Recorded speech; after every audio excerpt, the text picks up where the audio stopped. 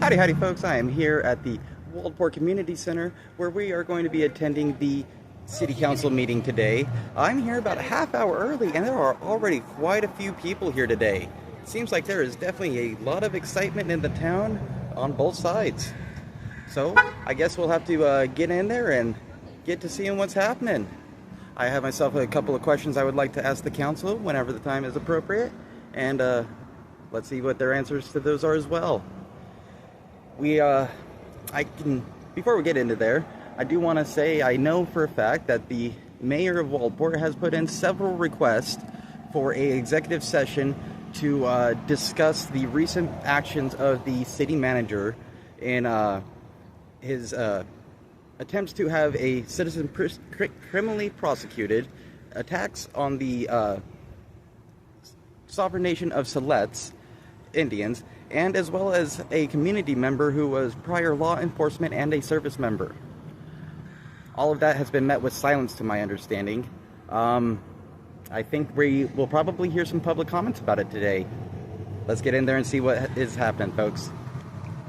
Alrighty, folks, we are just about to get started here. It is 3 minutes till the city council meeting begins. I'm actually not quite sure where the mayor is yet. She's probably just around the corner. Got quite a turnout of people here today. Oop. Looks like the sheriff is in attendance here. If I can quit kicking my iPod. This is an important day for a lot of us. I was a volunteer firefighter. I know a lot of people have family that are firefighters. So, this is a day to remember the people we lost. So if you guys wouldn't mind, if we could just take a few seconds just to have a moment of silence, I'd appreciate it.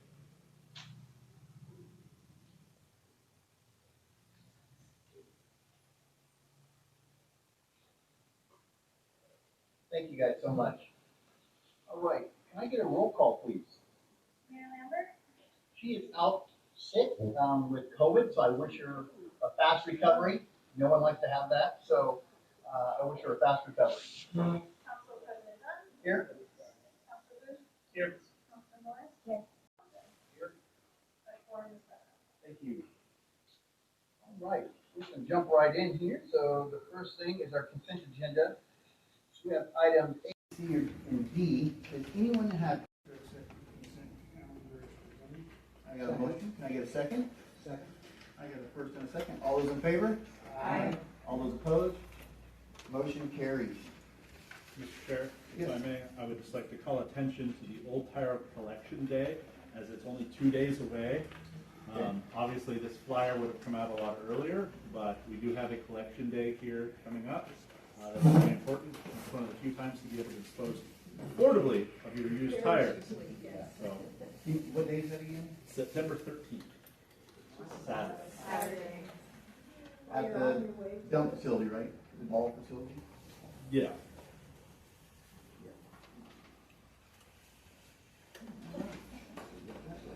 All right, now we're at public comments. So our first person is Todd Swift.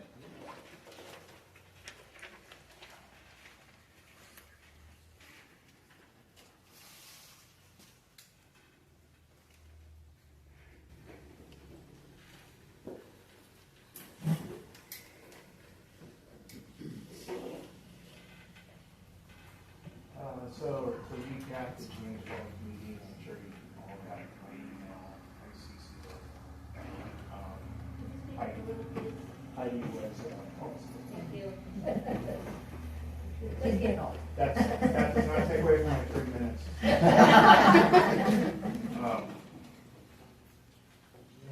Sorry. So the June 12th meeting, Heidi had made a motion that you as the council would talk to our HOA board. Greg made the motion after I said he wanted to make the motion.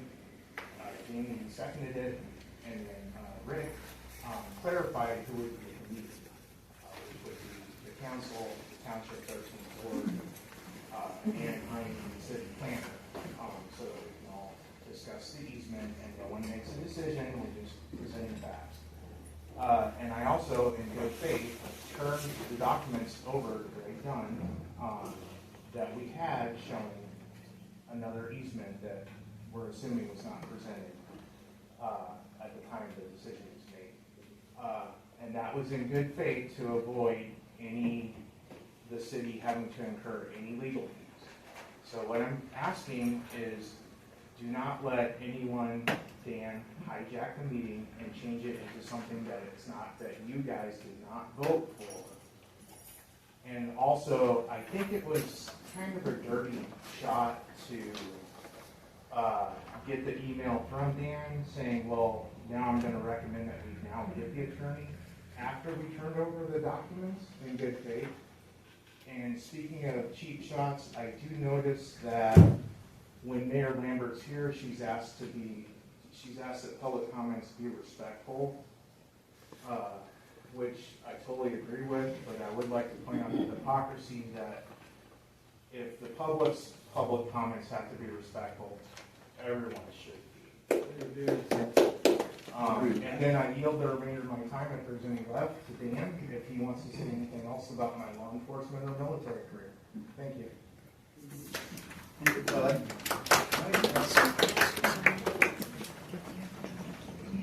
Okay, next is AJ. I was going to take my time at the second. At the second? Yes, please. Well, then, at the end. There is not one. Oh, we usually always have one. It was removed at the request of council per council rules.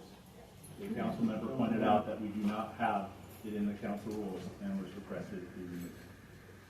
Do you want to do yours now then, AJ? So we'll do the second one later? Oh, we are. Sorry, I was looking at something else. Alrighty. Thank you for that. It is my understanding that the mayor has made multiple requests for an executive session since the last council meeting to address the city manager's recent behavior with no response. Why won't the council meet and at least discuss this? I think it will be discussed today, so All right. let's not. Noted. Given the city manager's recent actions to seek criminal prosecution on a citizen, followed by a degradation of character of a members of a sovereign nation, as well as a previous law enforcement and service member who is a member of your community, that in mind, does the council still support Mr. Cutter's decision to deny anonymous records requests to avoid retaliation from actors of our government? Also, keep in mind that being the outlier in this county on the matter. Thank you. Thank you, AJ.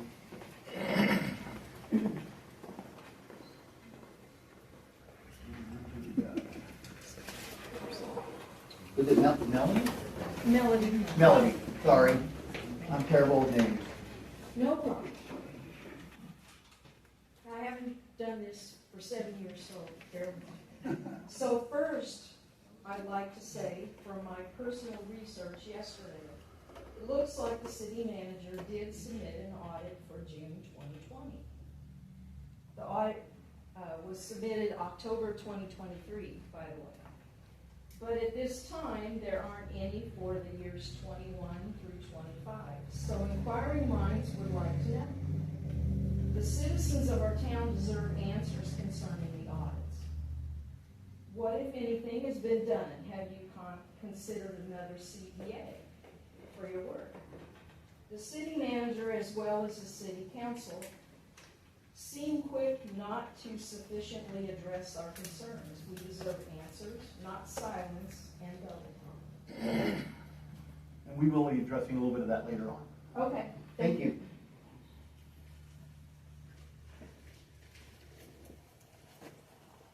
I think it's Todd Holt. I don't know if he's here. Oh, don't worry, I'm here. Oh, good. Oh. Come on up, Todd. I thought that was your name. It's not as affluent as the rest of you folks are, so. Yeah. I'm here to address a concern with the city's relationship with the fire department, with the fire district. As most of you know, I was involved with that at one time. But in my own personal opinion, I believe that the fire hall should have been signed over to the district in the beginning. Okay? So, that ain't gonna happen.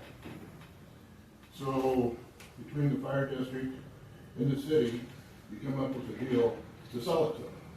Everything's gonna be due. Well, have they made a payment?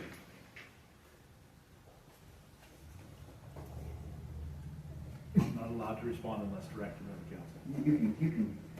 They have made one payment. Okay. I couldn't tell you exactly, but they have made one payment. Okay, now we're on track here. Okay, when the city got into a business financial situation with financing the purchase of that building, that's $1,020,000.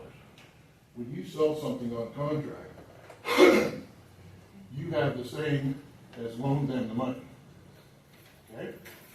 Because that's a legal instrument that can be sold. Okay? So I suggest before closing, and then I want to know where the $1,020,000 asset's going to go. Because it's an asset right now to the city. And the thing is why in the hell did you people ever get involved with it? They're financially bankrupt. The raise that they got in the levy doesn't even cover their hole. So, really, really bad judgment. Thank you. I want answers.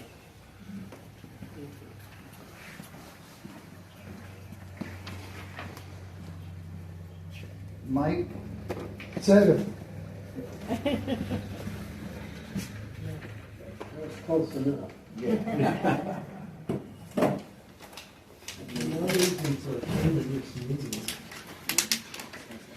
The last one I attended was in Fall City, Oregon, about over 4 decades ago.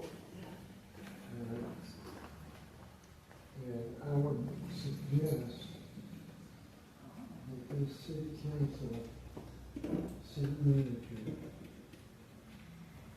if you're going to do something in a test case, and it comes down to swearing an oath, and if you violate that oath, you can go to jail. Whoever it is. And that seemed to have solved that problem in Fall City. Two people did go to jail.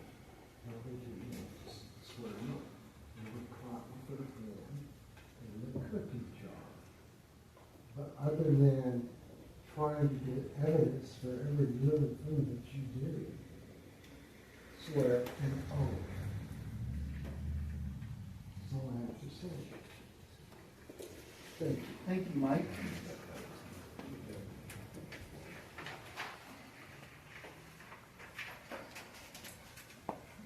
Is it Sai? Sing. Sorry, I'm terrible with this spelling your name. It's Sina. Hi, everybody. Thank you for hearing my comments and listening to my questions. So we the voters that voted for our mayor, Mayor Lambert, we have questions. We would like to know, did the city council vote, and if so, when did they vote, to pay for legal expenses to defend city manager Dan Cutter in a personal case against him? And where is the documentation for that? I believe we voted, we didn't vote, it's part of the program that if he is involved in a suit that has to do with city business, which it does, and his expenses are paid as well. Okay. So my second question is, and more importantly, why do you think that Mayor Lambert has been the problem all along for all the problems that you have had? It is your behavior and the decisions that you have made that have brought about the complaints from this town. And Heidi was simply the earpiece for that. So why is it that Heidi or Mayor Lambert is the problem? all brought this on yourselves.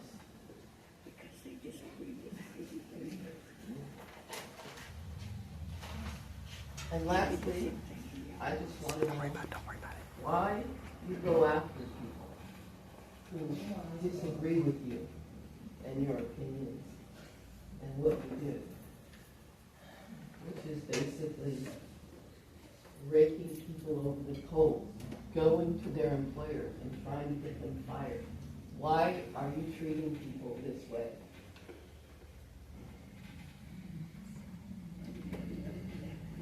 This city council brazenly fosters retaliation on people who disagree with you and who find that what you are doing is causing harm to them.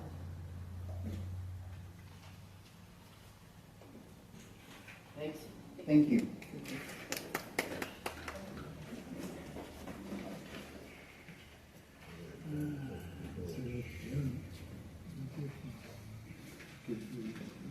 Beat me to it.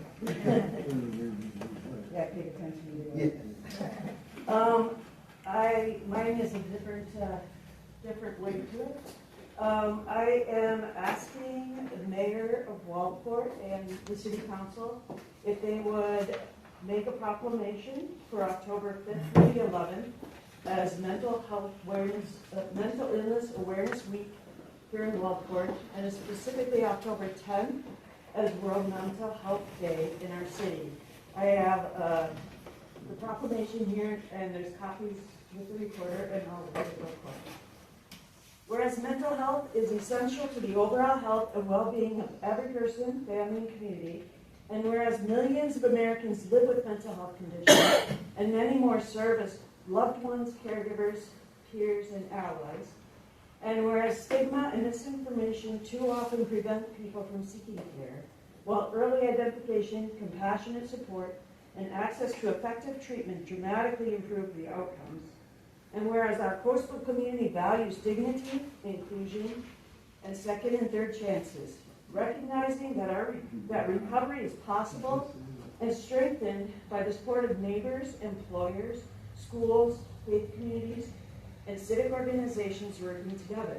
And whereas community education, through outreach, screening, and evidence-informed practices, helps to reduce the risk and supports people living with depression, anxiety, PTSD, bipolar disorder, schizophrenia, substance use disorders, and other conditions. And whereas national partners and local advocates observe Mental Health Awareness Week each year during the first full week of October to promote understanding, reduce stigma, and connect people with help. And whereas World Mental Health Day is recognized on October 10th to encourage open conversation and collective action for mental health access across the globe.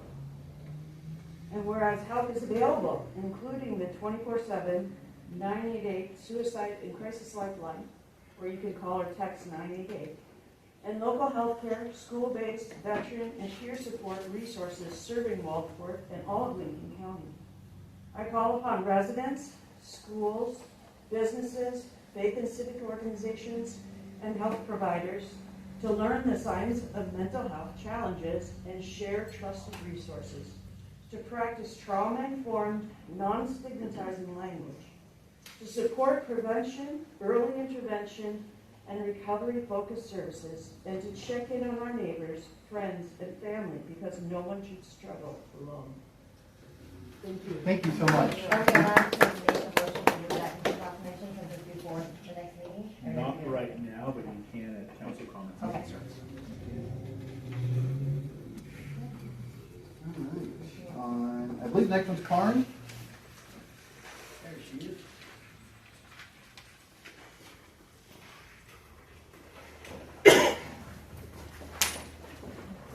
I am immunocompromised. I hate wearing the mask, and I am going to leave after this and watch Rebel with the Cause video to see responses. In light of the tragic events of this week and the terrorist attack 24 years ago, I want to preface my comments with some reminders. I do not hate anyone here. I care about each of you and believe you are human beings who deserve respect. I do have strong words to say. What I say comes from a place of grief for what we've lost, hope for what we could still build together, and a refusal to surrender to silence in the face of harm. I ask that you hear these words in that spirit. The city manager has angered many of our regional partners with his attempt to act as both law enforcement and DOJ for Waldport. His effort to pressure the DA by implying that he might terminate the sheriff's contract for deputies has further eroded these relationships.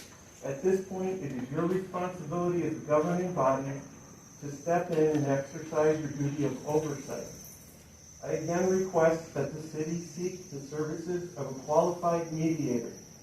This will begin to repair broken relationships and rebuild collaboration with individuals and organizations who have been alienated by the city manager's actions.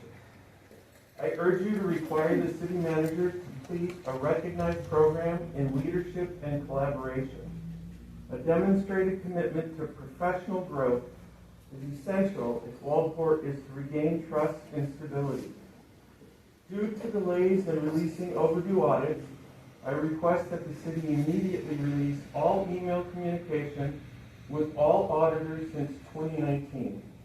This transparency is needed so the council and public can verify whether the city manager's reports match what auditors actually said. It is already evident that his communication with the tribe and with the DA's office do not align with what was presented in council meetings or recorded in minutes. The rates being quoted for records requests appear to violate state law. The law requires that fees reflect the actual hourly rate of the employee performing the work plus delivery costs. A simple email search and digital transfer should take no more than 30 minutes, and delivery by thumb drive or a secure web link is a negligible cost. If the city manager himself is actually doing the work, the rate would be less than $80 per hour.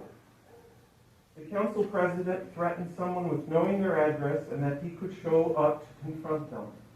I asked for the council president to be censured and be replaced in his role by Susan Woodruff for posting this threat, especially in light of his business and his access to so many personal addresses.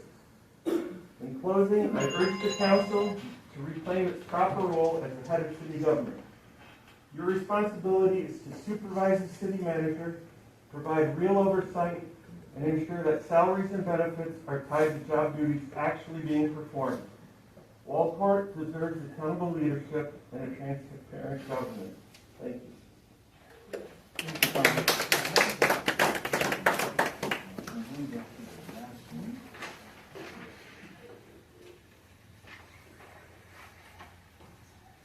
All right. We're going to move to number 4, discussion and action items. Resolution modifying public works standards adoption.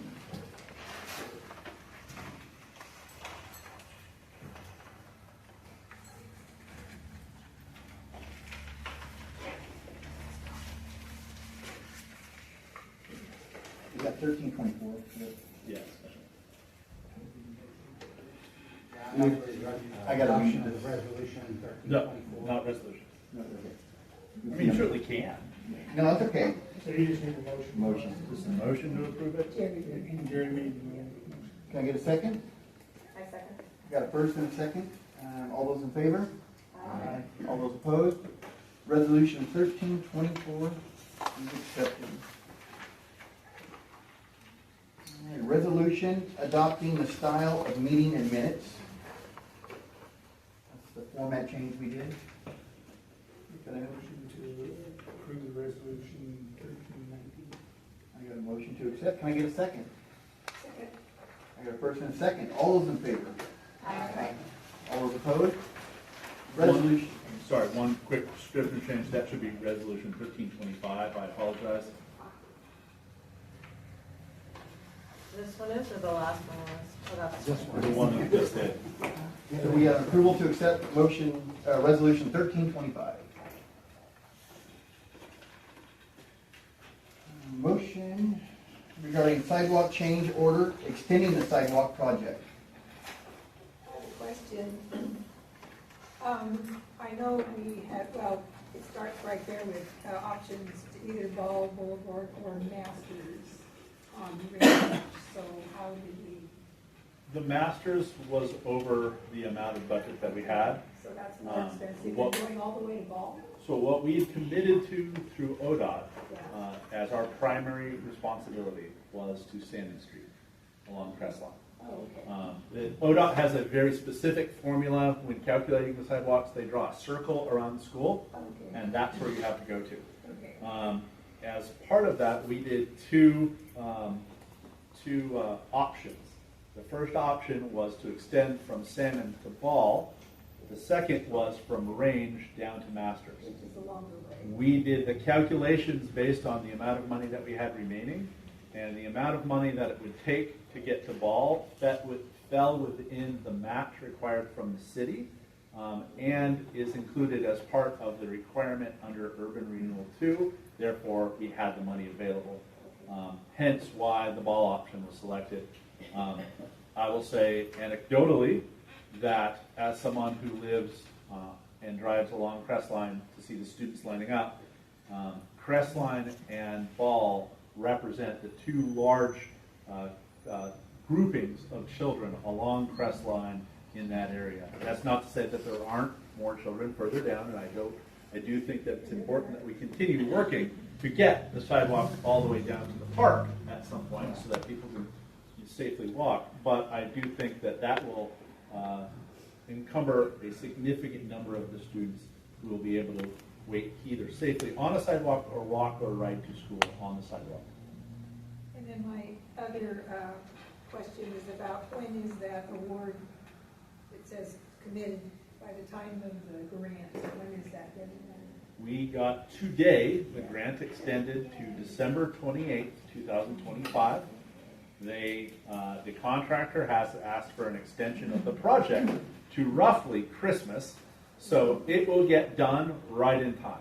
And the contractor has a notice that effectively anything beyond that they will have to eat. So I would imagine the contractor will get the project done right on time. They have already started the saw cuts to put in the new drainage system that is integral as part of because you can see the drainage along the side of Crestline.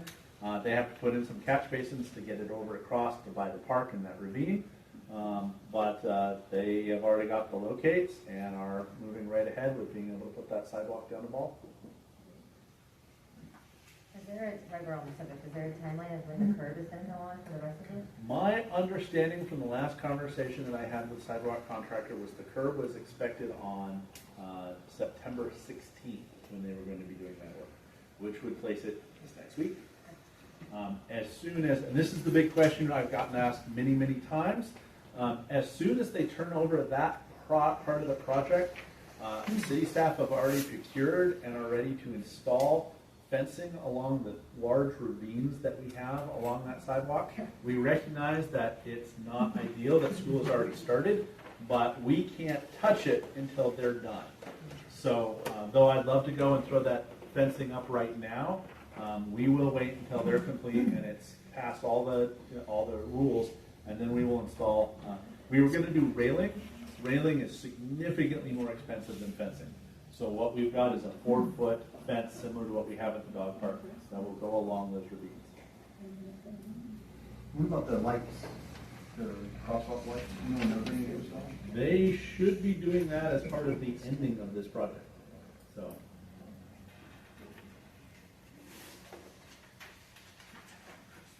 That's you?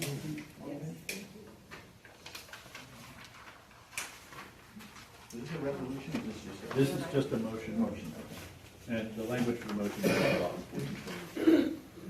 I move we concur with the approval of the change orders to fulfill the grant requirement approved by the previous agreement. I second. You got a first and a second? All those in favor? Aye.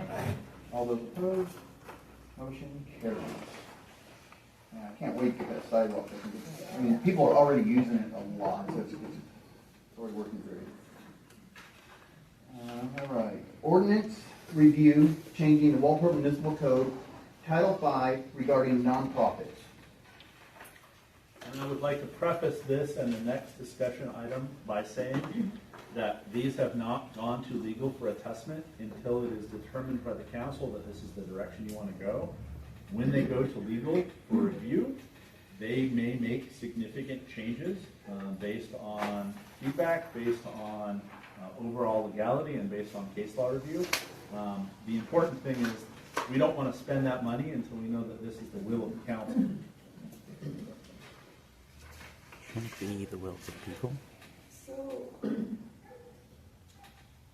I have a question on number 3 under Title V review. Talking about this city exempt sales for the code 5.04.100 for charitable purposes associated with a registered entity within the city of Waldport. And I'm trying to think about what instances might be an unregistered entity. For instance, the animal shelter, the elephant sale, the Girl Scout cookies. Because there are no costs associated Yeah. with getting a nonprofit business license, we would simply, if we got a request, ask them to come and get a business license. So, It's which at no cost. at no cost. It's just an accountability thing. One of the most important things, and one of the reasons that you have a registered business license within the city, whether it's a real business or a nonprofit, and I don't mean to say that nonprofits are fake businesses, but they do a different type of work. One of the reasons that you have a business license is accountability. If you have a business license, the city has done what's called a due diligence to ensure that we have a registration with the state so that the state is aware that the business exists. You'd be amazed how often that comes up. And that it has a registered address and contact information. And the reason being there is a liability issue. If, say, and we see this every summer, a group of roofers come and go door to door saying, hey, we can re-roof your house, but they have no registration. They take deposits and disappear. Those homeowners can be out of that money. What we try to do is ensure that that doesn't happen. I'll give you a prime example. We had a student doing a collection for magazine sales as part of his tuition. We ensured that not only did his business, his home business, have a legitimate license, but that they procured a license through us, so that if somebody said, well, hey, I did this, and I got these magazines, and nothing ever came, and I paid these guys $200, they did have a mechanism by which they could go and say, here is the legal information to be recorded, and that could then be followed up on. Do the salespeople actually, like, do you have a bunch of them that have business licenses here? Yeah. Oh, okay. We work very hard to ensure that anybody who is doing business within the city has a business license. Okay, because we could always ask, do they have a business license? Yes. We could ask the city even if they have. Yes, absolutely. We get that question, every once in a while, like, hey, does this place have a business license? And we try to answer that as best we can. So then my other question was on D of 5.04.060. Independent events or sales on third-party property that don't require a city permit, requires licensing of all itinerant merchants operating at the event if they are exterior to the property structures, which I assume means outside. Yes. Not on city property. Yes. Okay, so for instance, with that, I see that the resort has built some things for food trucks. Yes. So all of them would need a license? Yes. Okay. But keep in mind, our licensing for a food truck is minor in comparison to the licensing costs for the county to get all the certifications and help, really, it's cheap. So what is it? $50. They're an itinerant merchant, which means they move around. Right. I assume We that, don't. What do we call them? Are they just food They trucks? have a special food truck. Oh, we have a special food truck. Same cost. All right. Thank you. I assume this probably happens automatically with those who take part in the Wednesday market. So If they sign Wednesday, up for that, That's different. yeah, Wednesday market has a specific exception because it is a city function. We exempt any of the vendors at the Wednesday market from having to have a business license. We are going to work with all of them in terms of requirements that we have been advised by other cities that we should really be doing in terms of insurance and overall coverage and registration. And we're working through that. We got a little bit of a rough start this year, but we'll have a much better platform for them next year. How much is that insurance turned out to be for? So I spent a good deal of time talking to a couple of other of the large markets in the area.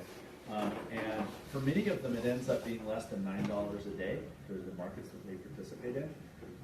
A lot of them participate, a lot of the vendors participate in multiple markets during the week. And so they get one insurance policy that works for all of them, and it really does spread out and keep the cost down. There are absolutely some, though. One in particular I talked to who does a somewhat, they do knife sales. That their insurance is pretty high, and they say it doesn't really pencil out, but this is his retirement project, so he doesn't really care. But there is always that consideration is, there may be issues with the type of product being sold where you will have higher coverages than if you were selling cotton candy. So the food trucks get a license for $50, so for fishmongers, for instance, so if they're there or here or wherever, that's fine. Yes. Yeah, okay. We are seeing a lot of interest in these small multi-business pods. The glamping resort is a perfect example of someone who's setting it up for that potentiality. Newport's seeing the same thing. That is becoming a much easier model because it allows businesses to migrate in and out much more quickly without a large investment. And so we kept our costs for those licensing particularly down so that it's not prohibitive. Also, easier to see if a business is going to fly, rather than Yes. building and all of that, leases and. So you just need our consideration to send over to the attorneys? Yeah, if there's any changes that you would like to make, any language that you have concerns with, generally, I took a lot of this based on feedback that we got from a outside attorney who said, hey, by the way, here's some gaps in your code. Well, this code was adopted a long time ago, so that was great feedback. I appreciated it. I thought his feedback was timely, and we tried to incorporate each of those changes. I have more questions on the next one, but for this one.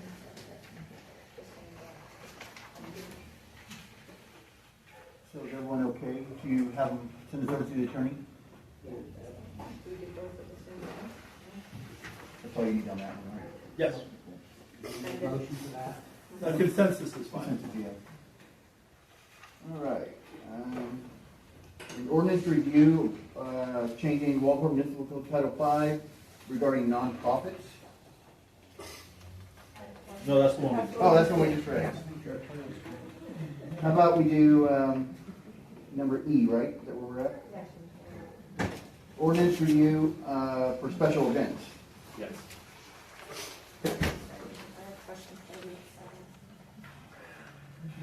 Are we on page 22? Yeah. Yes. Yeah. Okay. Do you have any on that page?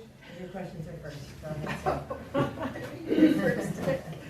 Let's see, this one I sent to Dan, so let's see. Okay, so on number six, on the first page, detailed list of any additional required permits and documentation, blah, blah, blah. So could that not be a checklist that's just on the form, so they just check the ones that apply to them? So we will try to do that. One of the challenges, and I'll give you a great example of this.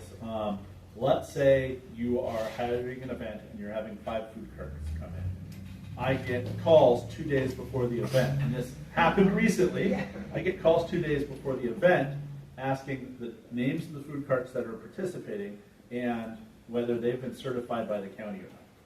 That is one of the challenges that we have, is we need to be able to collect that information ahead of time and be sure, because the county is counting on us for being the enforcement arm to make sure that all of those vendors are certified to run in the city.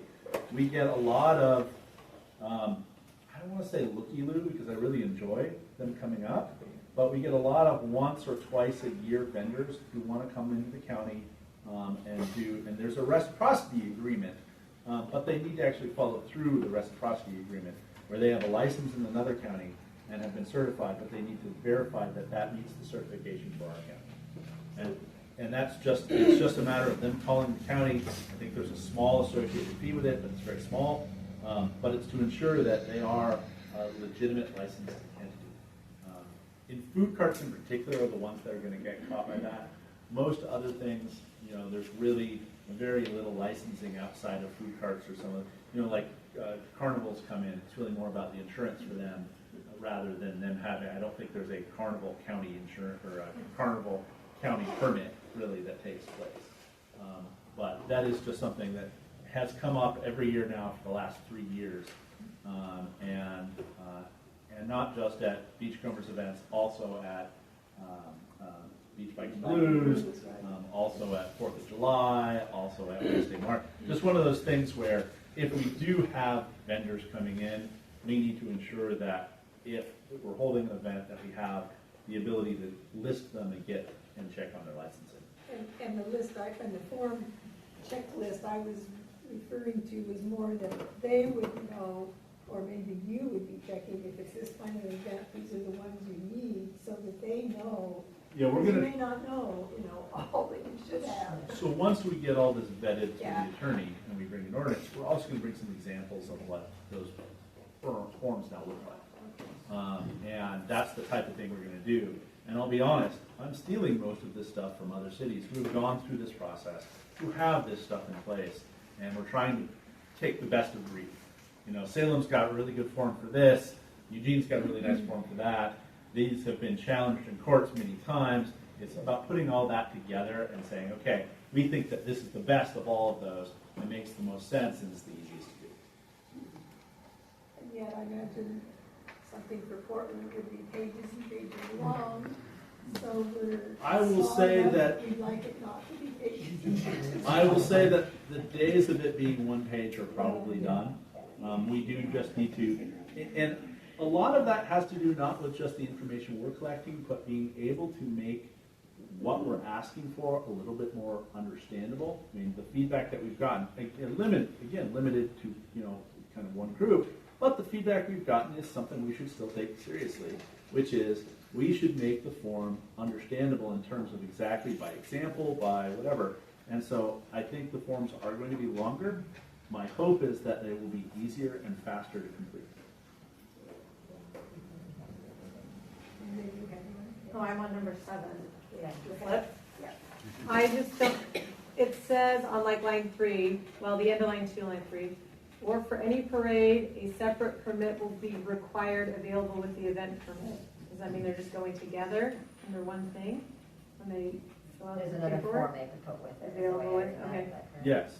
Okay, I just wanted to make sure I was reading it right. And then at the end of 7, it talks about how we're requiring signatures. In the past, we've required like a letter. Is that no longer a thing? And it's just they have to go get signatures from somebody? Yeah, so one of the things that we're looking at is when somebody identifies, it's a two-part process. When somebody identifies a street that they would like closed, then we will actually produce a checklist of properties and legitimate signatures that they need to collect, so that they don't have to guess, okay, how many streets are on that we can go through and identify, okay, these streets actually abut this road, this person's on the corner, but their driveway goes the other way, so technically you don't need to bug them about it, even though it'll be along their property. Ideally, the way that we would do it is, because we don't get a lot of these, but when we do, we would simply just say, okay, here's the checklist, you need to get all of these folks to sign off.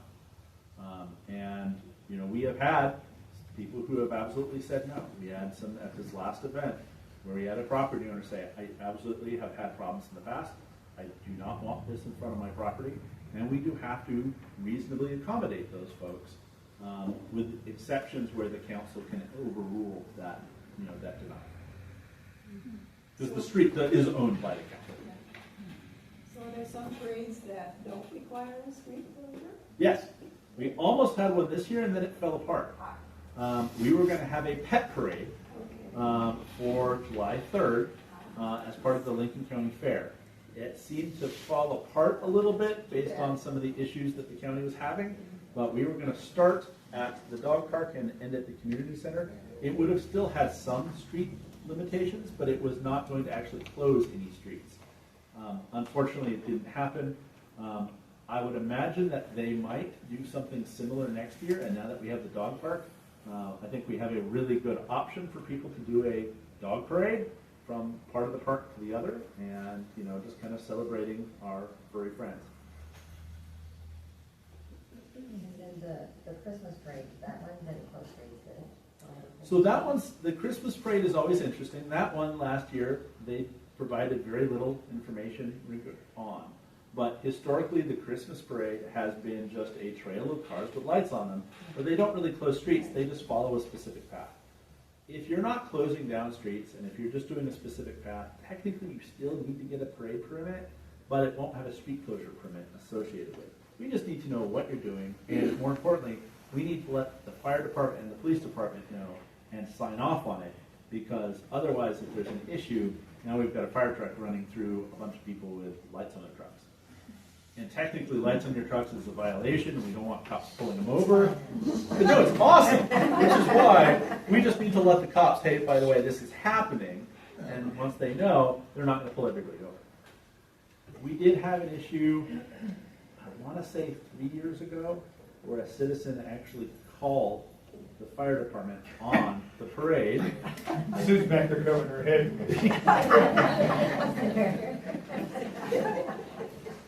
But it wasn't a break. No, it wasn't.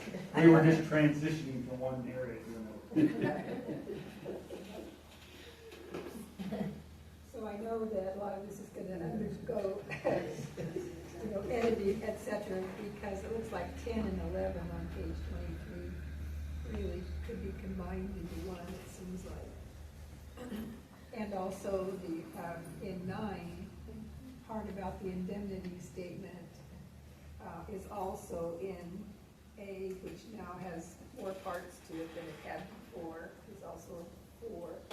And just overall, it seems like if it could be more positive and a little less, on all the negative part, yeah, that would be lovely. I can do that. I was really confused about number 9. It's just saying that, like, if you have if you're using a third party's property and you get permission, then you just have to give a letter, and then the city issues a permit, or they don't need a permit. I thought it said one place that it needed a permit, and another place that it didn't need a permit. So here's a great example. If you hold an event, let's say you own a large, let's say you're Ray's. I'm going to use Ray's. I don't know if anybody's here from Ray's, but I'm going to use Ray's. Let's say you want to hold a small carnival at Ray's. And you go to Ray's and say, hey, I want to use your area as a carnival. And they say, okay, well, how many people? Oh, only about 20 cars. Well, that can fit in their parking lot. At that point, you are not encumbering a city street. You are not creating necessarily unusual traffic. You don't technically need to get a city event permit because it's being held all contained on one property. However, the same thing, and they say, oh, we're going to have hundreds of people here. That's going to encumber city parking. You do need an event permit. The city cannot just sign saying it's okay for you to use this property unless the property owner has said, yeah, we agree that you can do this, and by doing so, we indemnify the city. We say that it's fine, the city is held harmless. If anything happens, it's between us and this vendor, not the city. And that's all that this is doing. So really, if it's straightening out onto the city and they're going to need to use city parking and they're need to use, crosswalks and everything else, all we're asking is, I can't sign for Ray's. Ray's, I can't give permission for a group to hold an event at Ray's unless Ray's has said, not only do we approve, but here's the whole harmless statement. Because otherwise it becomes what's called an illegal taking, i.e., I'm now taking Ray's rights away. All we're trying to say is, we want to ensure that the property owner. So we did have this exact situation this last year, where a property owner was asked to hold an event on their property. We provided them this information. They ran it to corporate, and corporate said, no, we cannot accept the liability from a third-party organization, and they denied the permit.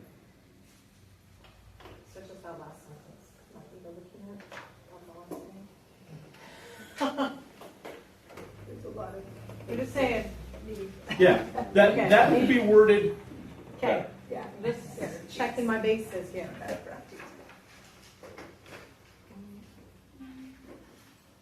I just had a question about 10 and 11. It does talk about how if anything happens, violates, blah, blah, blah. Is there any part in it where it talks about how we can get like back in good graces and be able to then whatever, like, do you know what I'm saying? Or So it's not forever. Yeah, is this really like a forever thing? Maybe consider something. So all of these are subject to, Yeah, I don't know. all of these are subject to review by Okay. the Waldport Council. Yeah, that's just what I'm saying, Yeah. somewhere in there. Yeah, so that's part of the I language know. that you're not seeing here, Okay. but there's additional language on further sections that specifically Oh, call okay. out and say, if this thing happens to you because you did this, this, or this, you have the right to say, time out, I would like the council to weigh in on this because I think you're Oh. unfairly judging us, I think you're unfairly whatever. And then at the next council meeting, they come before you and your decision is final. Okay, perfect. I didn't read the whole Waldport Municipal Code today. Yeah, it's, I did see that I it was looked in through there. Okay. yeah, any denial of a permit, and I think you had asked me earlier, have we ever actually outright denied a permit? We have always kicked it back and said, we need additional information. In 5 years, I don't believe we have ever said, no, you cannot hold an event.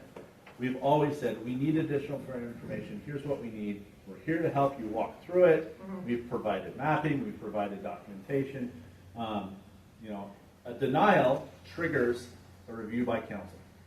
They just say, hey, we appeal that, they just come in and say, hey, we think the city manager is mean and denied this without any reason, and you guys look at it and say, yes, that's absolutely correct, city manager is wrong, or no, this is the reason you need to comply with this part of the code. If you can't, we upheld the denial.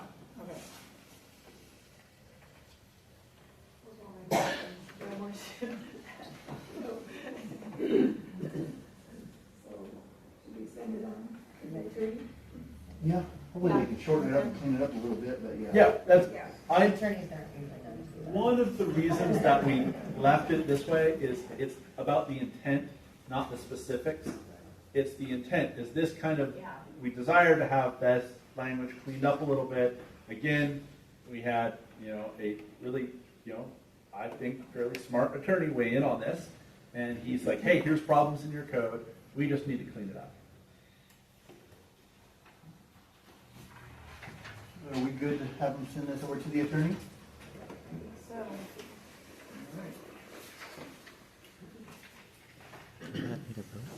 Now, we are at a motion creating Trails Committee and calling for interest. So at the last meeting, I made a mistake. In the review, and I will say that I made this mistake almost 6 years ago. In the review of our code, I stated that the mayor had the ability to create a committee. That is incorrect. The mayor has the ability to essentially appoint the committee once the council has said yes.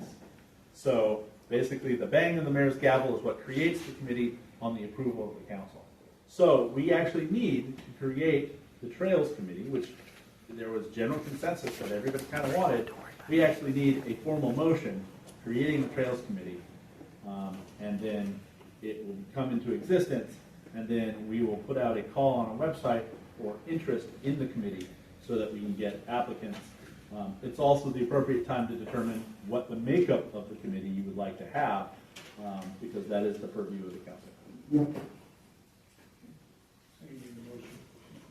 Well, I think that it's worth discussing how many people, how many council members, how many staff, what do you want the committee to look like, and then make a motion deciding it. What you have on here, more than 2 council members are indicated, and it would ideally have 5 people. Is that written someplace, or is that just a? That's just, I guess. so you can have 1 council member and a committee. I will say that the challenge there is if you have a council member who doesn't like what the committee is doing, the council member has to bring that back to the council. So it's generally better to have 2 council members so that they can provide a unified kind of, okay, this is what this committee has created. We see that consternation often in other municipalities nearby. Can I be a Debbie Downer just for a second? Okay, because like, I've been in places where we form committees, and then they just like fizzle out into nothing, and it's almost a waste of time. And I'm not saying that this is a waste of time, because I think it's great, but I just like wonder, what is our success rate with having committees?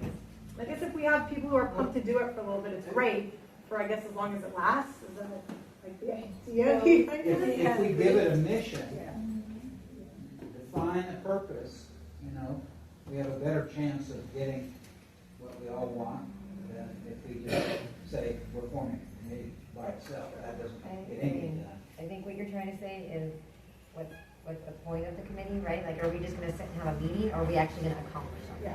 Yeah.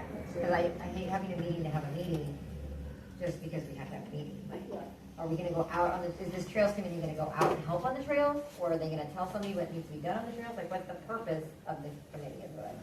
She's not a very good bureaucrat. Well, it has depended on somebody with real passion for something. I mean, we had an incredible trail committee as long as John Murray was here first. Oh, absolutely. Oh, it was tremendous. It was tremendous. I mean, he was on state trail committees and everything else. I mean, he really was into trails. And we had a parks committee that lasted quite a while, you know, but then, you know, enthusiasm dies, then, you know, either you need to get new members that have the passion, or it does die. Maybe we should be. Okay. Well, some things can just outlive their usefulness. Right, too, yeah, So, if you, fail. Any committee formed ideally at the June or at the January meeting every 2 years would get reviewed whether anybody was going to participate. Right. And if there were not counselors wanting to participate, the committee would die. yeah, that's a good idea.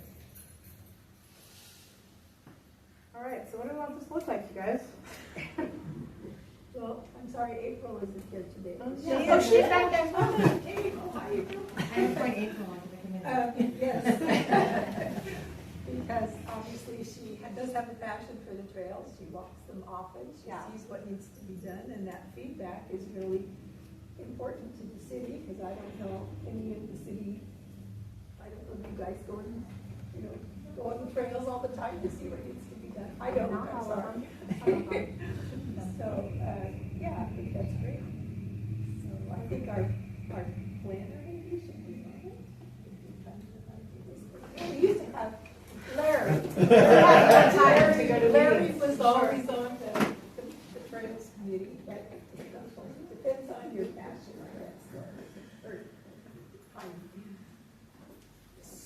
So we gotta decide what it looks like. If we're gonna have two citizens and two of them being Waldport residents.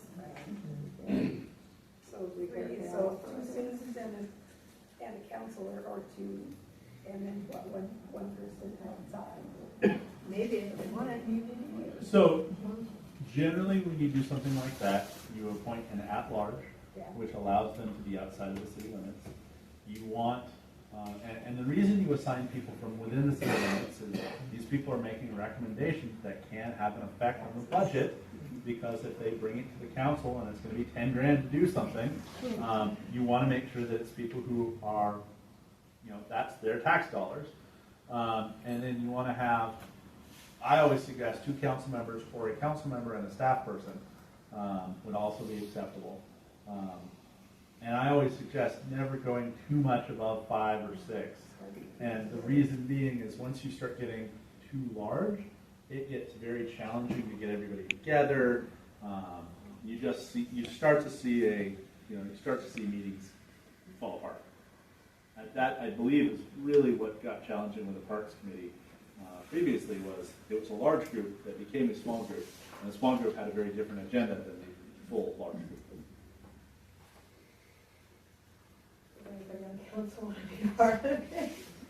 I mean, the mayor had requested it last time, and she wanted, I wasn't at that meeting, did she want to be involved in it? It wasn't this committee that she was on.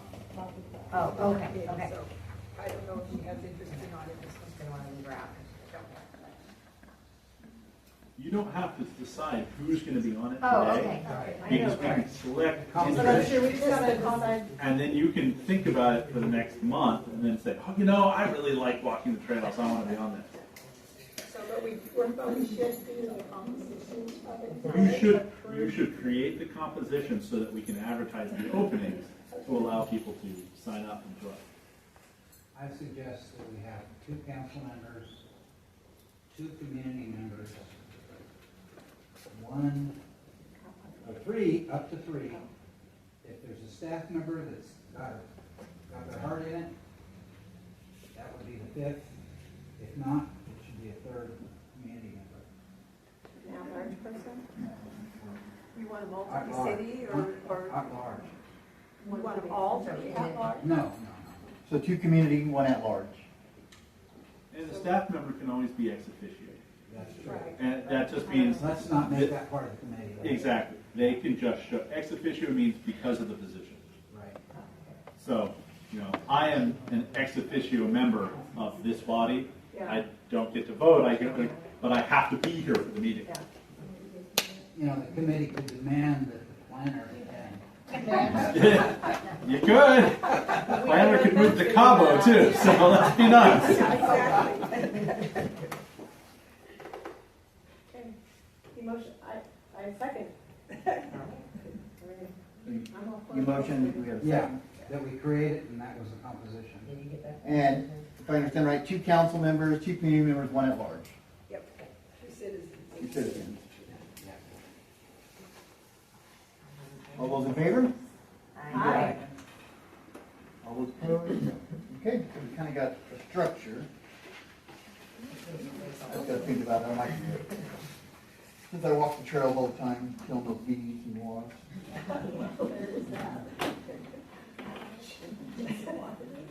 I don't believe G got made it into the packet. It's on the agenda, but I don't think there's paper. For which one? Yeah, I didn't see that one. Oh, Number G. yeah, you're right. Talking like the kindergartners right This now. is my fault. So, we did have Jamie Buck has resigned from the planning commission. So we have a planning commission spot open. So we need a motion to accept this resignation and direct the staff to advertise the position. I so move. Can I get a second? I'll second. Got a first and a second. All those in favor? Aye. Aye. Opposed?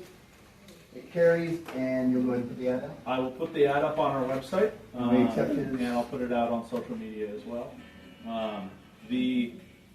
I will say we're really having some issues with our website right now, so I will do my best to keep it up on the website, but it will be on social media permanently until we fill the position. And then we'll bring that back, depending on the level of interest. We'll either bring it back at the next at the next council meeting, or in a couple. Usually it takes 2 meetings. Not a lot of people are just jumping I at was the gonna bit. ask you that, how long does it take roughly in the past to fill that? We'll probably get it posted within a week, Uh-huh. and then we'll get applications, but in my experience, it's been 2 months. Wow, okay. Although the last time we had an opening, we had 2 people who wanted it. Yeah, absolutely, and I will let them know. The audience, so. Yeah, Todd? Yeah. I want to see it on committee, I Yeah. want to see it. All right, so we're on H, which is, this is what I want to know about, park budget and expenditures. Okay, so, there's a number of things left to do at the park, and we've spent a bunch of money on the park.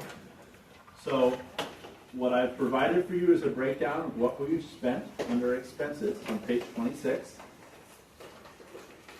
And the income that we have in place for the park. And then the remaining budget and the remaining things to do. Now, I will say that we did some of the paving already, and it came in under budget. And you will see we will have the signs and the nice handicapped accessible spots all marked out. We met with Travel Oregon and they loved it. They are one of the providers of funding for this grant or for this project, and they thought that was fantastic. It will provide 4 ADA accessible handicapped spots right at the entrance to the park. provided a paved way to walk to the park instead of through the dirt and mud.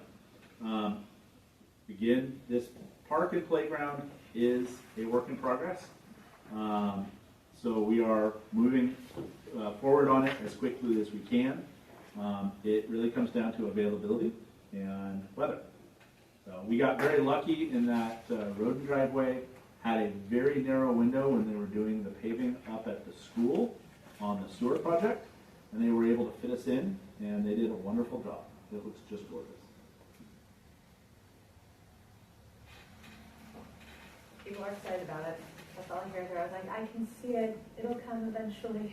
And I was like, yeah, be patient. The next thing that we are planning on doing, and I'm putting out a bunch of calls next week, is the track around the softball and soccer/football field. This is the old track that used to be at the high school. We're using the exact same footprint, but we hope to get that fully rocked and maybe even paved this year. But we want to get that in place so that there is a walking path for people. The other thing we want it is if we have it, I can start writing grants for some of the track exercise equipment. You know, those spots that you stop as you're going around the track. I really need the track to be there so that I can get pictures for the granting agencies to give me that money. How wide is that track going to be, though? 10 feet. Oh, okay. Oh, wow. Yeah. It will be not as wide, I believe, as the old running track, but it will be basically a full, kind of like the full road extension of one of the paving machines going around. And that way, you can have people jogging around the end, and you can have people, walking their kids in strollers on it. You can have people just getting out there and getting a little bit of walking exercise. Lots of purposes. Do you know what the distance is around that track? 440 yards, 420 yards? Under a quarter of a mile because it wasn't. Oh, it's legal over. for- Over a quarter of a mile. It wasn't legal for traffic. Just over. It was over a quarter of a mile. Yeah. If Mike were here right now, Mike would tell you the exact yardage. Because he's very bitter about it being over a quarter of a mile. We can live with that. Well, the new path on Crestway is 10 feet, right? So that's good. So we have 10 foot of a sidewalk along Crestline from range down to the school. It's very important for everybody to know the sidewalk going north to Salmon is not going to be 10 feet wide. It's not asphalt. It's a normal concrete sidewalk at 5 feet. Wow. Smart to know. More importantly, people would have gone nuts had we done 10 feet because there's only about 12 feet in some of those spots between the roadway and their property. So that's going to all be concrete? Yes. Okay. Yeah, that will be a normal. Sidewalk. We had intended the entire sidewalk to be concrete, but it was 2.7 million. So by dropping down that one section to asphalt, it's now 1.7 million for the whole thing, which is amazingly the grant that we got. So we're not over budget on the park here. No. I keep hearing that, I don't see that here. We have at this point not spent, well, okay, it's no longer true, but you'll notice that our expenses through the summer were exactly $1,029,383, or roughly, because I do have to say I probably fat fingered a number here or there. But our income outside of the city contribution was also that $1,030,000. So far we're entirely on grant funding.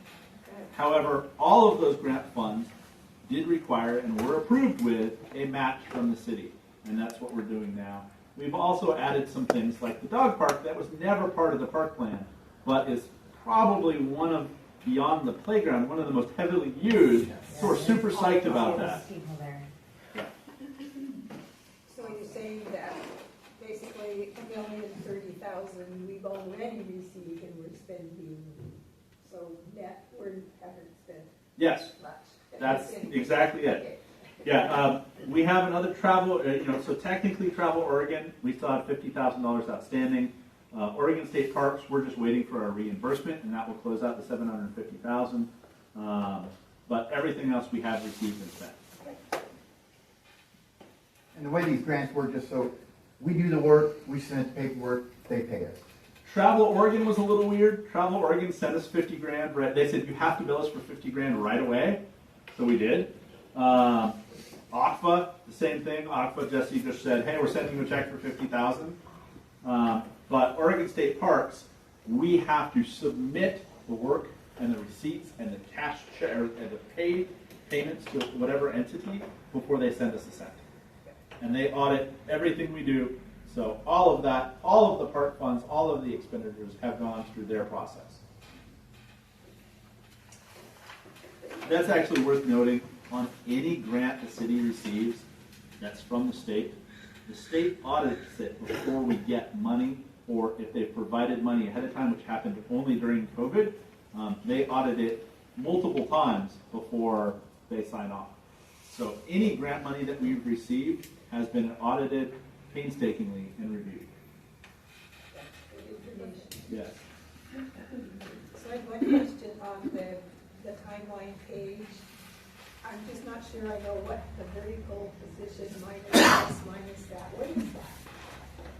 That vertical position thing is just where it sits on the thing above. I couldn't make that piece go away. Ignore vertical position. Okay. It's just the program that I was using that makes the nice little graph up above. You have to use vertical positioning to allow it to put all the things not on top of each other. And it's something that's not supposed to print, but there was no don't print option in it. And so that's just what it is. So the other, in the position also, is that the same thing? Exact same problem. I tried to figure it out, but I just... I tried to get rid of it. So it looks like we're down to ordinance annexing the Moore property on Corona. This is a large parcel that went up for auction, what, 2 years ago? A year ago? 3 years ago. 3 years ago. It's a large parcel because it's a normal property along the beach, but for whatever reason, artifact of history, it owns a huge portion of the beach, which you know in Oregon, you don't actually get to own. Oh, so that's why that big space... Yes. So in Oregon, you can own the beach, but you don't actually get to own the beach. You can say you own it. Yes. It's an artifact, but there's nothing they could do about it. So a lot of people were calling us like, oh my God, there's this huge beachfront. Like, yeah, okay, but you're from California. Guess what? In Oregon, that's meaningless. Like, oh, so they're like, yeah, it absolutely doesn't matter because you only own down to, you know, a certain point on the property where the high tide vegetation line exists.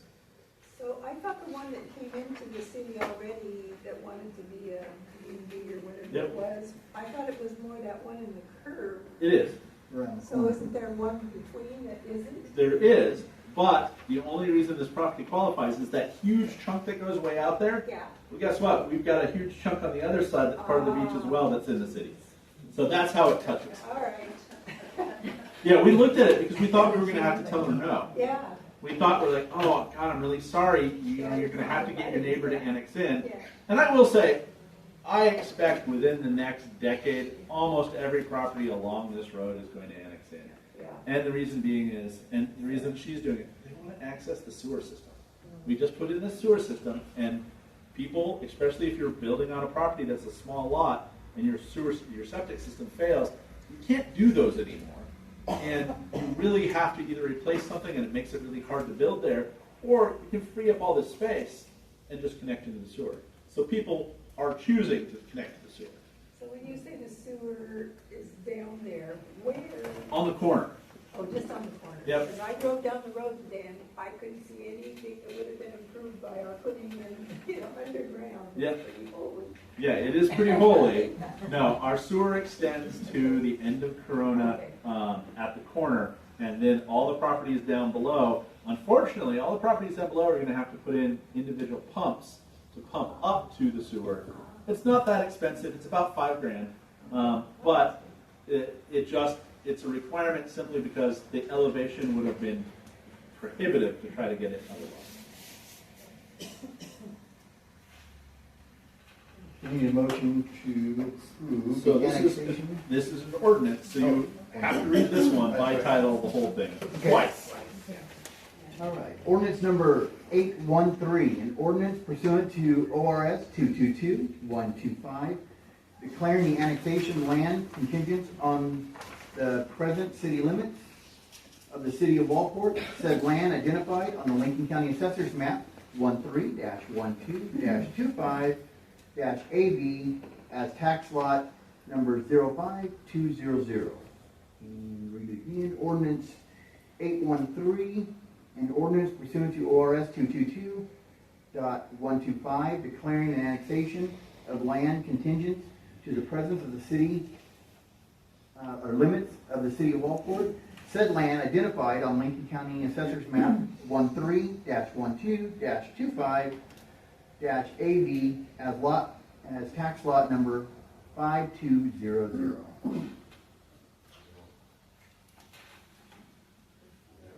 And now, we need a motion. Can I get a motion to annex this property in?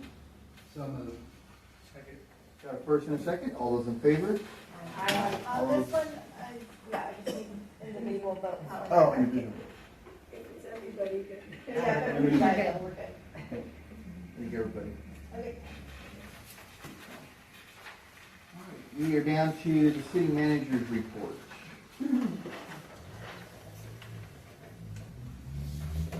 All right. So first, sidewalks on Crestline. The asphalt's in place.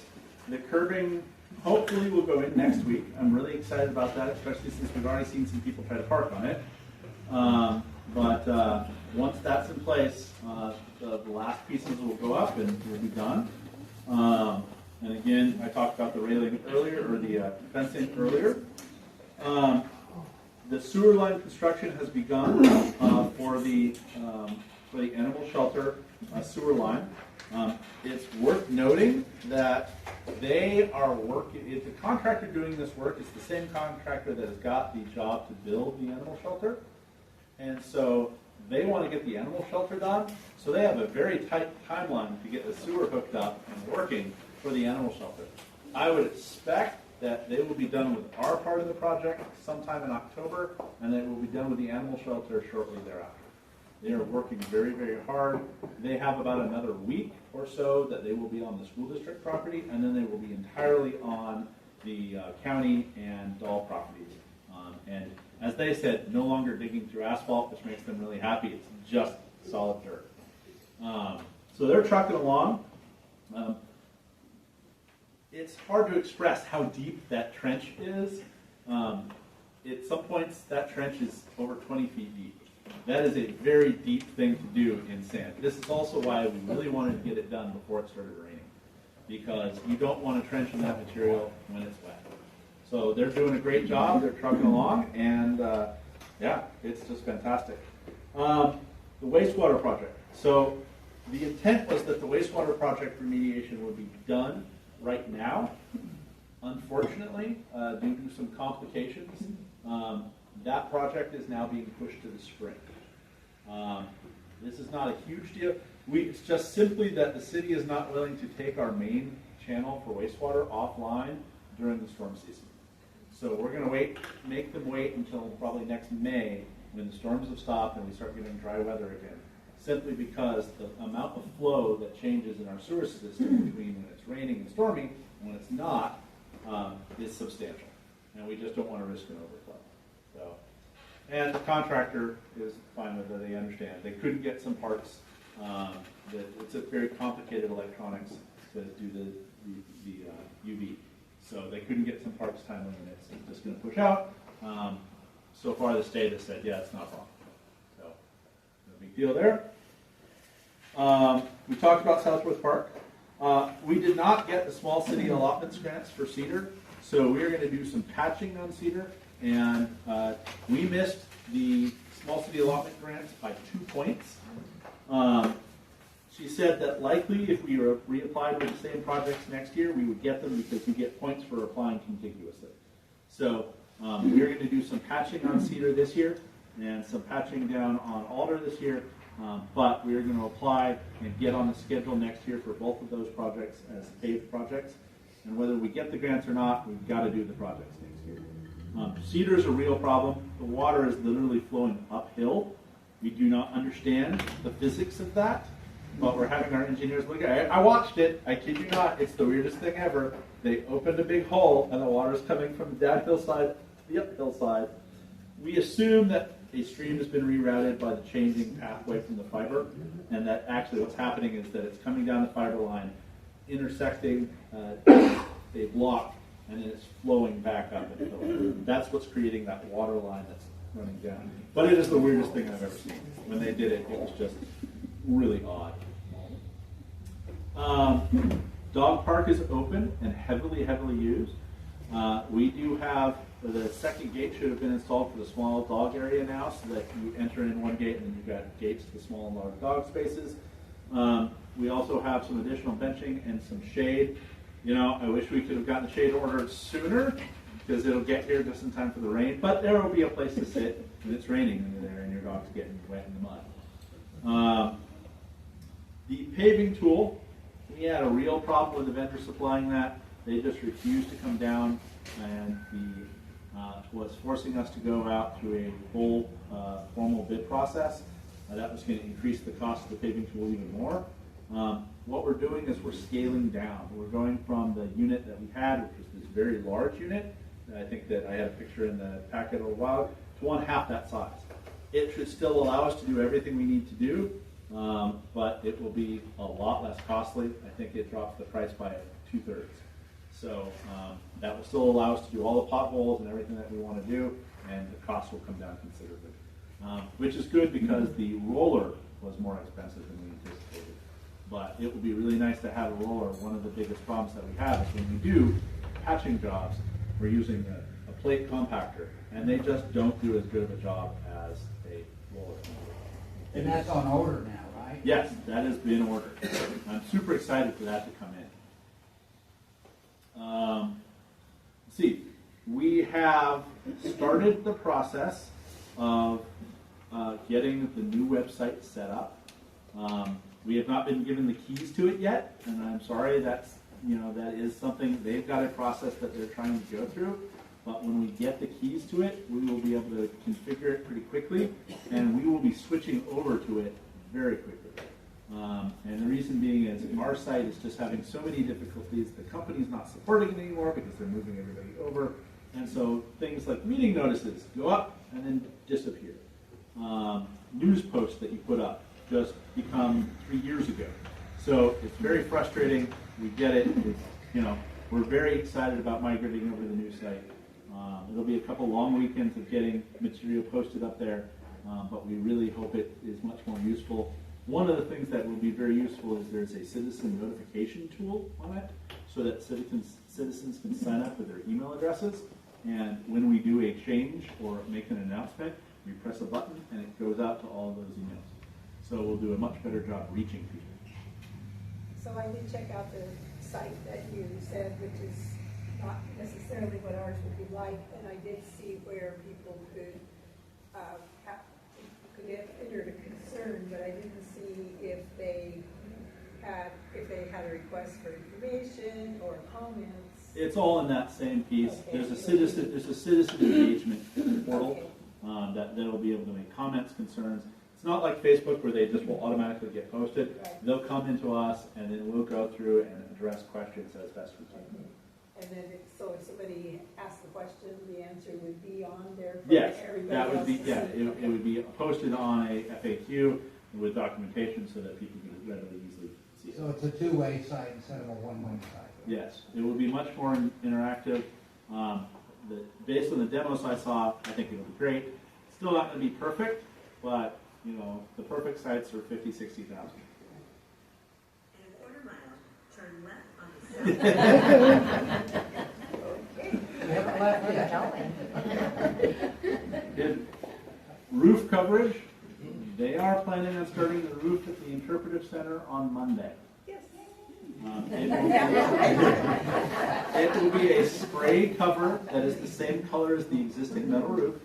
It has a proposed lifespan of 50 years. It's the coast, so if we get half that, I'll be super happy. So what are you going to do with all the pails? A yard sale for buckets, or? I'll start a bucket list. That's for tips, right? Let's see, I already talked about Cedar Street, and then a note on audits.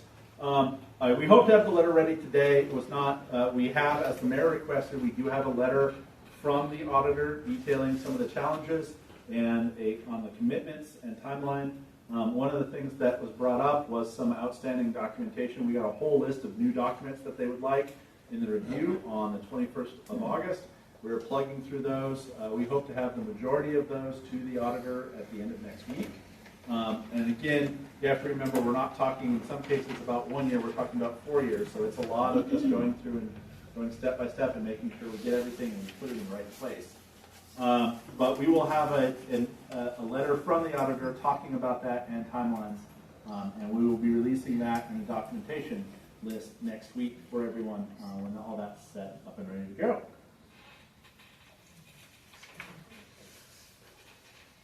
And I think it is important to note that we did change our auditor. We're not using the auditor that took 3 years to release the 2020 audit. They were terminated at the end of 2023 when they released that audit. We then went out and found a new auditor, and they're working through the backlog of 4 years of audits right now.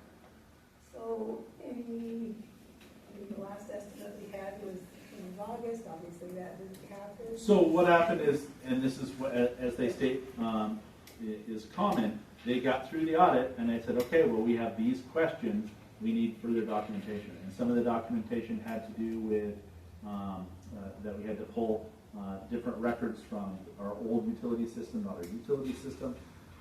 Some of the documentation had to do with grants or capital projects that are gone.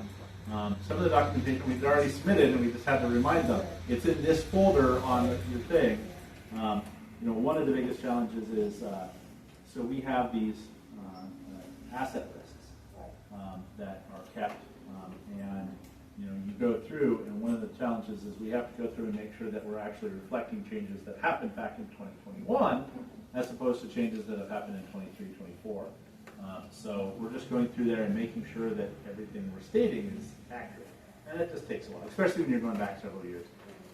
So they're working on 21, but they're evidently also doing, because they've been for a year working they are on working. 21. They are working on 21, 22, 23, and 24. Okay, They're going through, and that's what became very clear in their document request. Their document request wasn't for documentation from 21.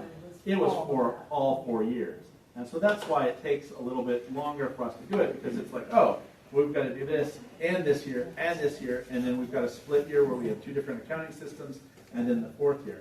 But we've got an accountant who's working, or a consultant who's working on it. I know that Ellen and Robin spent a good deal of time this week pulling old reports and trying to figure out where this dollar was or that dollar was. Because you need to turn them in such that it makes that 2 cents. 2 cents. So it does take a bit of time, and we do hear some mumbling and swearing from the other room, but the dogs all just come in and hang out with me. So are we going to get them all at once then? When they're done? I think what's going to happen is they're going to go boom, boom, boom, boom. I think you're going to get 21 here within a couple months at most, and then you'll probably get 22 pretty quickly thereafter. And then 23 is going to take a little bit. The 23 is when we've got 2 different accounting systems. So that's going to take a little bit longer, and then you're going to get 24, and then we're going to jump right into 25. So the letter that you're going to produce, It's actually coming from them. That's important. Have they found any? No, so in the draft that we've seen thus far, one of the things that are very specific to say is that they found no evidence of misappropriation, malfeasance, or any other failures on parts of the city in terms of spending money where. And they'll list that in their letter. Yep. And of course, we knew that, but it's good to have them. It's nice to have a third party say, hey, we've looked at this stuff, and they haven't been able to do that for all 4 years yet because they don't have 4 years, but they have said that for 2021. You say good and done. Yep, we're trying. We have made it a very high priority for our staff, where if we're not doing our stuff that we have to do regularly, that's what we're working on. We're digging up documents, we're collecting everything. This is our focus. I don't wanna pressure them and call them all the time, because I don't want them to drop us. No, it is one of those delicate balances is where it's hard to find municipal auditors right now. They're not just a dime a dozen. We had a lot retire. We had several die during COVID, but we had a lot retire. So we are very grateful that this firm took us on so quickly and is willing to work back through so many years all at one time.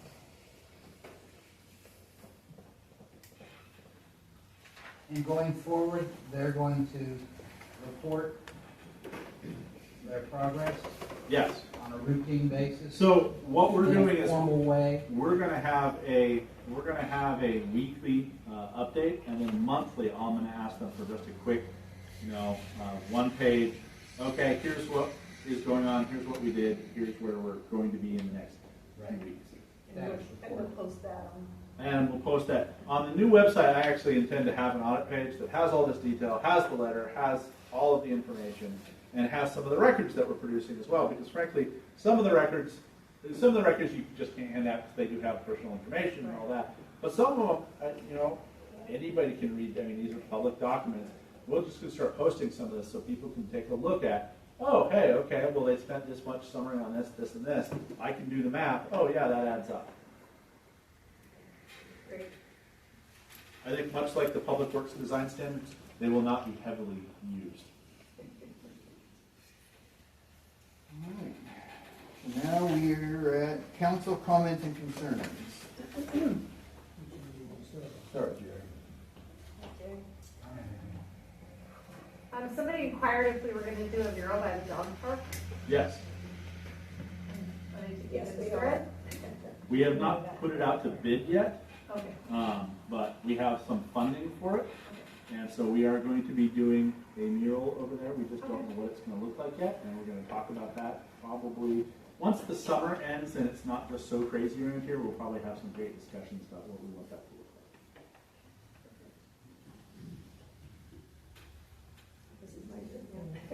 Well, just invite everybody to go to Beach Bike and do it this weekend. I think it's the 4th year. It's gotten bigger every year, and there's just lots of fun things there. And there's going to be a kids' bike kind of something or other there as well that should be fun for the kids. Plus, Jelly Beans is going to have their ice cream sandwiches. So I'm looking. I hope they won't have run out by the time I finish my shift in the kids' So hope to see you all there. The big tent is all in the parking lot. Yes, yes. What is the bike part of it this year since the race isn't happening? That's more the kids' thing. Yeah. Awesome. I would like to make the proclamation about the mental health awareness. If we could do that this, because it's going to be. Yes. Sorry, my words are not coming out. Since it's going to be before our next meeting, if we could do that today. First and second. All those in favor? Aye. Aye. Approved. Motion approved. For the proclamation. I think that's a good idea. I have two items. The first one has to do with procedure. I've sat on the Lincoln County Housing Advisory Committee for the last 4 years. Came in 21. In my time, I have served in many different facets as an elected official on that committee and worked with the homeless. We did a lot of things to up that process in the county. Presently, the advisory council is taking a turn, and they're going a different direction. And I'm not feeling that my presence on that committee is going to be beneficial to at least South County. So I am requesting to step off of that committee. Right now, the mayor is the alternate. And I will be on the committee in the public safety realm, which is they have a section where we're working on things for our county and the housing authority. So I don't know if there's a motion or not, but I'm not going. I've already told the housing authority and told them this meeting I would say that, and then somebody would be advising who's going to be answering for the role. It's been a great job, and I don't want to step away. I just believe I have other things that I can do for our South County. So with that.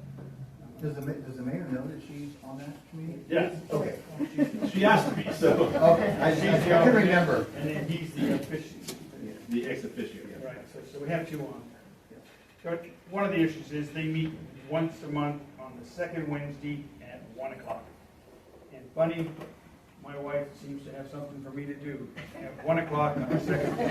I get to say that because she's here, so I can actually say that. The other part that I want to recognize, I want to mention is today we had the presentation at the bridge. And thank you for everybody that drove by and acknowledged the first responders. We have one here that I'm very proud to get to serve with. Today is I don't know what you were doing 24 years ago.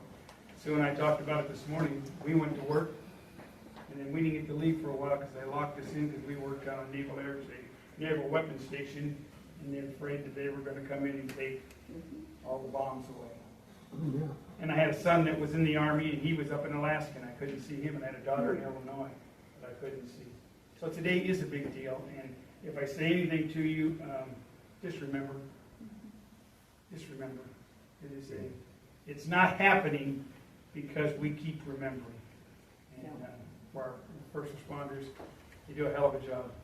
And I get to serve with all of them, and I thank for that. So that's all that I had.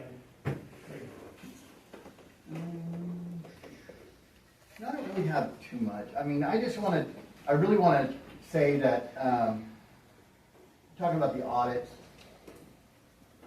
we're a community member too. We're a taxpayer too. We want these audits just as fast as you guys do. It frustrates us every time that we hear that they're not available. So, just remember, it affects us as council just as much as it affects you guys. We want these out. We want them, readily available so everyone can see them, and we're working as fast as we can because there's only so much we can do when we don't have control over those. The auditor is kind of the controlling factor, and we got to go on their timeline. So it's important that you guys realize that we're trying as well to get these out as fast as we can, but there's only so much we can do. And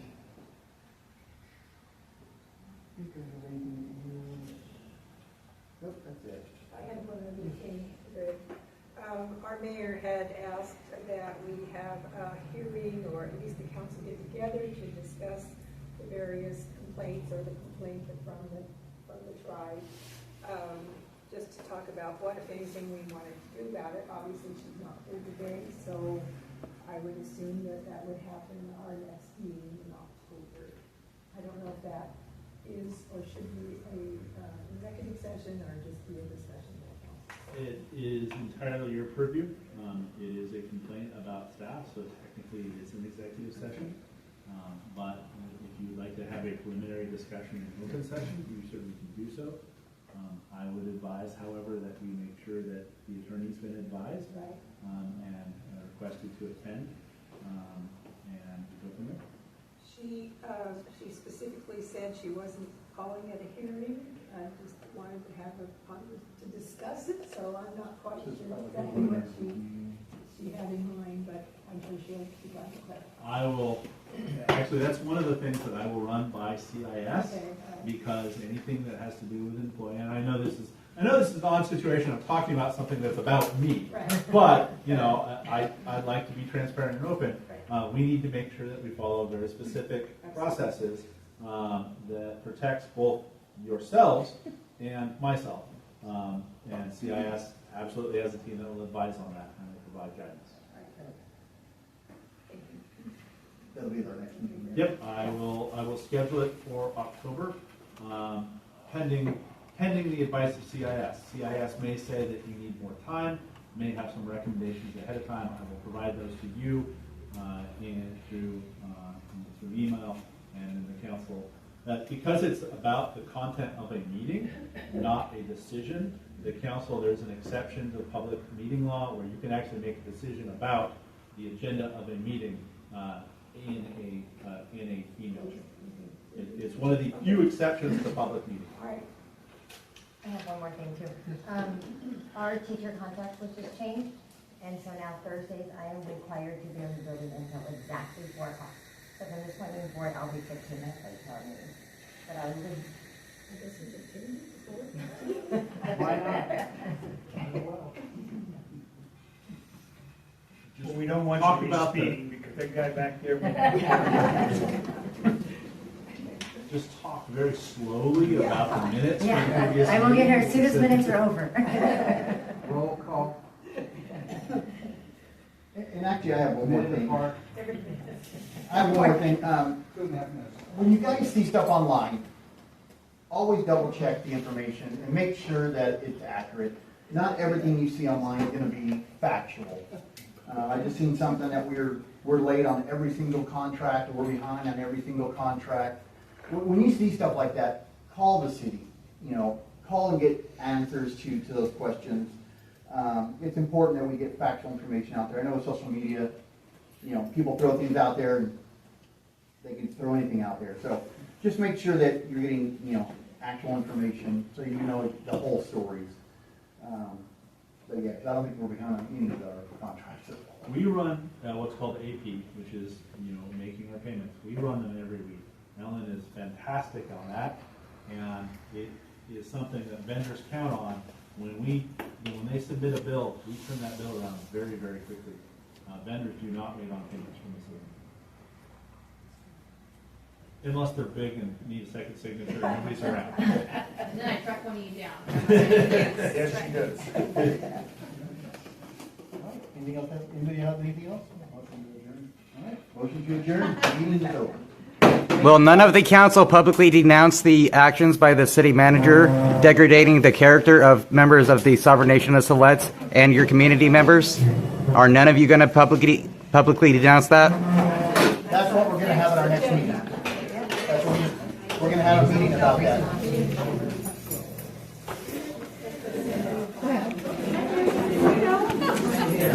Hey, good to see you. Notice when I gave him the opportunity, he didn't say shit. I did notice that actually. Yeah, it's.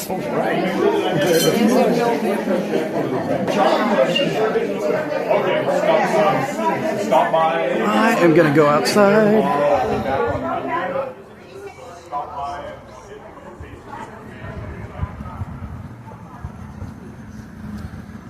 Wow, very full parking lot out here today, folks. Very full parking lot.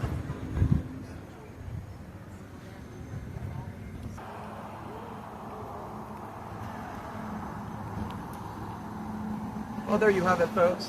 That is concluding this city council meeting today in Waldport. Definitely a lot of invested and upset citizens, it seems like, from both sides of the conversation. I guess we will have to wait till October to see how the city will handle the city manager's actions. And stay tuned, folks, and I'll see you on the next one.